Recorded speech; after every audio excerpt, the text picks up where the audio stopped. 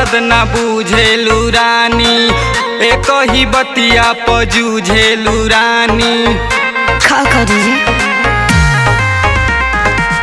मर्द के दर्द ना बुझेलू रानी, एक ही बतिया पजूझेलू रानी। रात ठीक से ना गोरी ओवरटेक भई, सुनी ना रात भर माजा मरल ए राजा, पतरी कमरिया रेक भई। रात भर माजा मरल ए राजा, पतरी कमरिया रेक भई।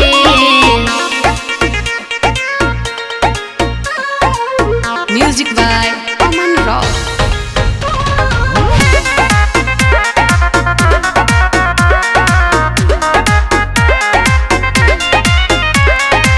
बड़ी दुखता करी हैया हो, करी हैया हो। तुर दिल नरा में कलहिया हो, कलहिया हो।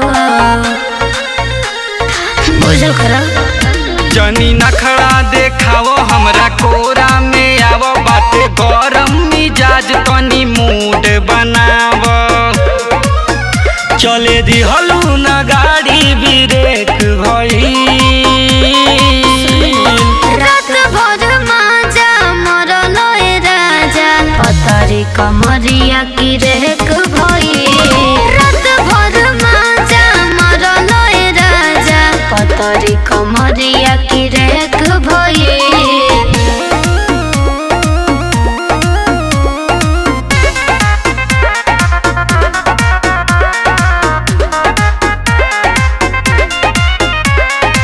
राजन साहिल झक झोराना, झक झोराना। होता दर्द बड़ी छोड़ाना, हट छोड़ाना। कहे ना बुझेला कर कौनो उपाय नहीं तनिको दुखाई, जाके दुर्गेश मनोज से मंगा देब दवाई। राते रहे अनहरिया मिस्टेक भई, रात भर माजा मरल ए राजा, पतरी कमरिया की रेक